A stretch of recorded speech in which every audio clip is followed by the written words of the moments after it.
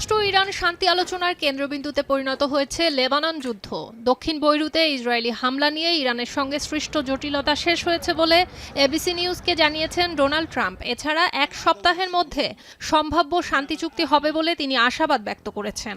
এরপর সংশ্লিষ্ট একটি সূত্রের বরাতে আবার আলোচনা শুরুর খবর দিয়েছে সিএনএন। এর আগে লেবাননে যুদ্ধ শেষ না হলে যুক্তরাষ্ট্রের সঙ্গে আর কোনো আলোচনা নয় বলে স্পষ্ট জানায় ইরান। গেল সোমবার ট্রাম্প এবিসি নিউজকে জানান তিনি আশা করছেন বর্তমান যুদ্ধবিরতির মেয়াদ বাড়াতে এবং হরমুজ প্রণালী আবার খুলে দিতে আগামী সপ্তাহের মধ্যে একটি শান্তি চুক্তি হবে। তবে ইরানের পররাষ্ট্রমন্ত্রী আব্বাস আরাঘচি সামাজিক যোগাযোগ মাধ্যমে এক পোস্টে জানান, ইরান এবং যুক্তরাষ্ট্রের মধ্যকার যুদ্ধবিরতি যে কোনো এক ফ্রন্টে লঙ্ঘন করা মানে তা সব ফ্রন্টেই লঙ্ঘন করা। এদিকে সামাজিক যোগাযোগ মাধ্যমে এক পোস্টে ডোনাল্ড ট্রাম্প দাবি করেছেন নেতানিয়াহুর সঙ্গে আলোচনার পর হামলা বন্ধ করতে সম্মত হয়েছে ইসরায়েল এবং হিজবুল্লাহ। এছাড়া ইসরায়েলি সেনারা বৈরুতের দিকে অগ্রসর হবে না বলেও জানান মার্কিন প্রেসিডেন্ট। তবে ট্রাম্পের ঘোষণার পরও দক্ষিণ লেবাননে হামলা অব্যাহত থাকবে বলে জানিয়েছেন নেতানিয়াহু। সিএনএন আরও জানিয়েছে, ইসরায়েলের পরিকল্পনা নিয়ে বেনিয়ামিন নেতানিয়াহুর সঙ্গে ফোনে উত্তপ্ত বাক্য বিনিময় হয়েছে ডোনাল্ড ট্রাম্পের।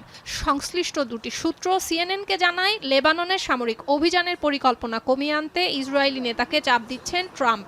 তেল আবিবের পদক্ষেপ নিয়ে অসন্তুষ্টি জানাতে ট্রাম্প এক পর্যায়ে অশ্লীল শব্দ ব্যবহার করেন।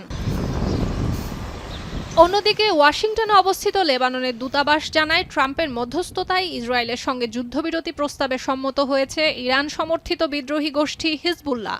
যদিও দক্ষিণ লেবাননে এখনও দুপক্ষের সংঘাত চলমান। এছাড়া আঞ্চলিক কূটনীতিকদের মতে নামমাত্র এই যুদ্ধবিরতি স্থায়ীভাবে দুই দেশের উত্তেজনা প্রশমন করবে না। یکی از دلایل خیلی روشن تشدید جنایات رژیم صهیونیستی در روزهای اخیر در فلسطین در لبنان نمیتواند چیزی باشد جز همین تخریب। সম্প্রতি গরুক এবং কেশম দ্বীপে ইরানি সামরিক ঘাঁটিতে মার্কিন বিমান হামলার জবাবে আইআরজিসি যুক্তরাষ্ট্রের একটি ঘাঁটিতে হামলা চালায়। এরপর হরমুজ প্রণালীর অবরোধ, লোহিত সাগরের বাব আল মানদেব প্রণালী পর্যন্ত সম্প্রসারণের হুমকি দেন ইরানের কুদস ফোর্সের প্রধান, যার প্রভাবে বিশ্ববাজারে তেলের দাম বেড়েই চলেছে।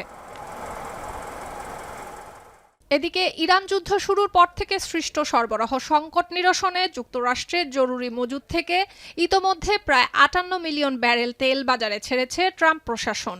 মার্কিন সরকারের তথ্য অনুযায়ী এখনও 357.1 মিলিয়ন ব্যারেল অপরিশোধিত তেল মজুদ আছে যুক্তরাষ্ট্রের, 2024 সালের জানুয়ারির পর থেকে যা সর্বনিম্ন। সুলতানা দিনা, এখন বিশ্ব। 72 ঘন্টা ময়েশ্চার লক সমৃদ্ধ লিলি বডি ওয়াশ, শিয়া বাটারের গুডনেস স্কিন রিপেয়ার করে রাখে সফট ও গ্লোয়িং।